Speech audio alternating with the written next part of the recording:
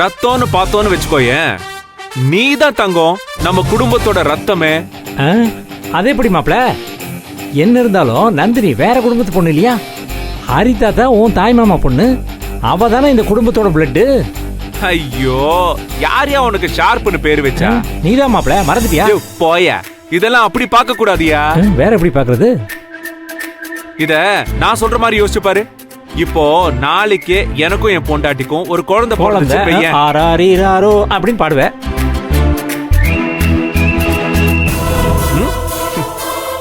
அந்த குழந்தையோட உடம்புல யாரோட பிளட் இருக்கும்? ஏன் டாடி மம்மியோட ஜீன் தானே இருக்கும். இல்ல ஷார்ப்பா புடிச்சிட்டியா? Same blood. கரெக்ட் பாயிண்ட் தான். ஆனா அதுல லைட்டா ஒரு குழப்பம் இருக்கு மாப்ள. யோ நீ ஒருத்தையா. இத பாரு, கேளு. கேக்குறேன். நந்தினி யாரு? ஏன் பொண்டாட்டி. அது வாஸ்தவம் தான். அவளுக்கு பிறக்க போற குழந்தை இந்த குடும்பத்துக்கு என்ன ஆகும்? வாரிசு. ஆமாமா. தோ நிக்கிறாள குட்டி சாத்தான். நாளைக்கே இவளுக்கு கல்யாணம் ஆகி ஒரு குழந்தை பிறந்துச்சுன்னு வச்சுக்கோ, அது நம்ம குடும்ப வாரிசுன்னு சொல்ல முடியுமா?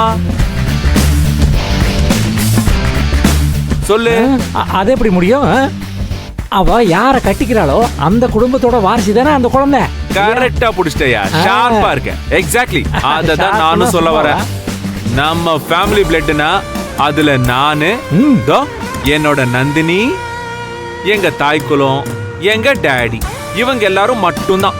ஓஹோ, நானு போனா போட்டுன்னு இந்த மாதவியையும் என் தங்கச்சி சுரேகாவையும் வச்சுக்கலாம்.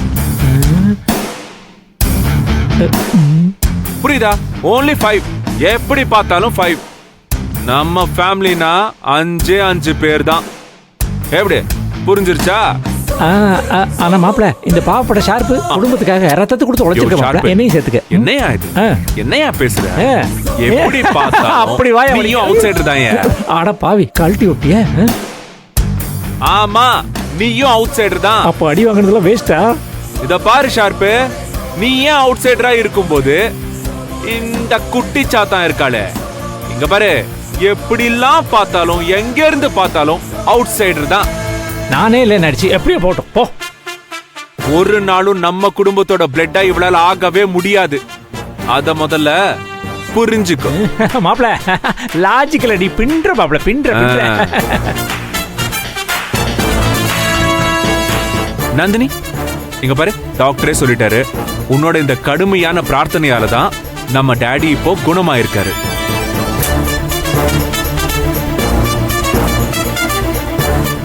அது டாடிக்கும் நல்லா தெரியும். இங்க நின்னுட்டு இருக்கிற இந்த அவுட் சைடர்ஸை விட நீ தான் நந்தினி 100 மடங்கு பெஸ்ட்.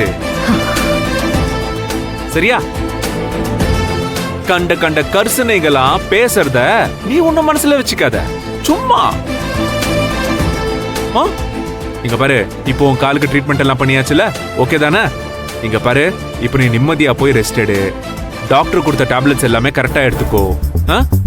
டாக்டர் சொன்ன மாதிரி சீக்கிரமா புண்ணெல்லாம் ஆறிடும். ஓகே சரியா? விஜய், நீ இவளை கூட்டு போறியா? சரிண்ணா, நான் பாத்துக்கிறேன். அண்ணா நீங்க? இல்லடா, இங்க கொஞ்சம் வேலை இருக்கு. நான் கொஞ்சம் டாடி கூட இருக்கணும். அது தவிர கொஞ்சம் லீகல் ஃபார்மாலிட்டிஸ்லாம் இருக்கு, அது பார்க்கணும். நான் வரது கொஞ்சம் டைம் ஆகும். நீங்க 2 பேரும் கிளம்புங்க. சரியா? ஐயாவை விட்டுட்டு போறதுக்கு கஷ்டமா இருக்கத்தான் சார். ஐயோ நந்தினி, அதெல்லாம் ஒன்றும் பிரச்சனை இல்ல. நான் இங்க இருக்கேன்ல, டாடியை நான் பத்திரமா பாத்துக்கிறேன். ஓகேவா? சரியா? நீ தைரியமா போ. சரி, கிளம்பு. விஜய், சரிண்ணா, நான் பாத்துக்கிறேன். பாத்து போ.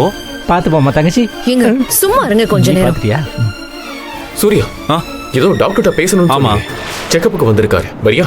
வாங்க அங்கிள்.